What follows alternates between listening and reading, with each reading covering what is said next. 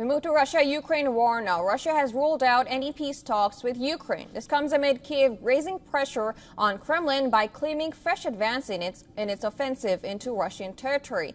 President Volodymyr Zelensky said that Ukraine now controls over 1,250 square kilometers in 92 settlements in the Kursk region.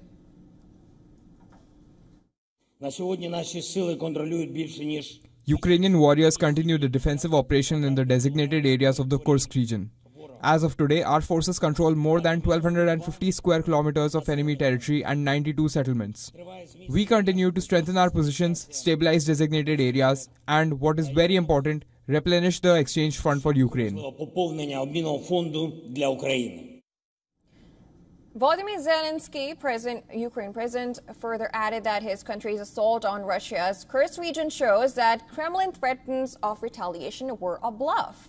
Zelensky said that Ukraine was achieving its objectives. Officials previously said that the objectives include stretching Russian forces, creating a buffer zone in Russian territory, and seeking an end to the war on fair terms. The Ukrainian president has appealed to Western leaders to allow the country's troops to use long-range Storm Shadow missiles to hit Russian territory.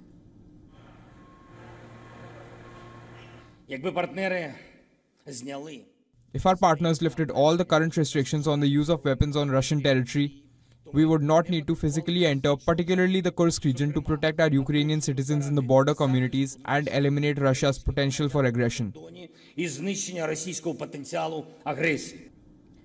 Zelensky has urged diplomats to organize a second round of peace talks this year, but Kremlin aide has said that Ukraine's incursion had pushed peace talks further away.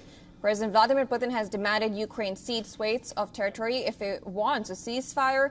On the other hand, Zelensky, who has ruled out direct talks with Kremlin, demands Russia's full withdrawal from Ukrainian territory, including Crimea and reparations. Ukraine, meanwhile, pushed on into Kursk, bracing for a further assault. Ukraine ordered the evacuation of families from the key city of Pokrovsk as Moscow's forces inch closer to the logistics hub. A Russian military investigator has claimed that a third bridge over the same river inside Russia was hit over the weekend. The Russian Defense Ministry said it has thwarted Ukrainian attacks on 3 more villages. In the Donetsk region, Moscow said it has captured the town of Artemovo, one of the largest Russian gains of recent weeks. Ukrainian artillery fired on a bus stop in the city of Donetsk, which is under Russia's control. Now, Ukraine said that Russian attacks killed 4 people in the frontline settlements of Toretsk and Zarichne. Now, on the diplomatic front, seeking to give impetus to a possible settlement, Indian Prime Minister Narendra Modi will visit Ukraine on 23rd of August.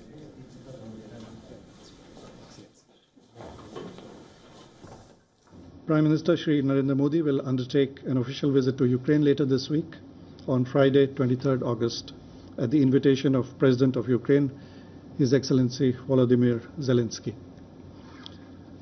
This also is a landmark and historic visit, since this will be the first time that an Indian Prime Minister will be visiting Ukraine in more than 30 years since the diplomatic relations were established between our countries.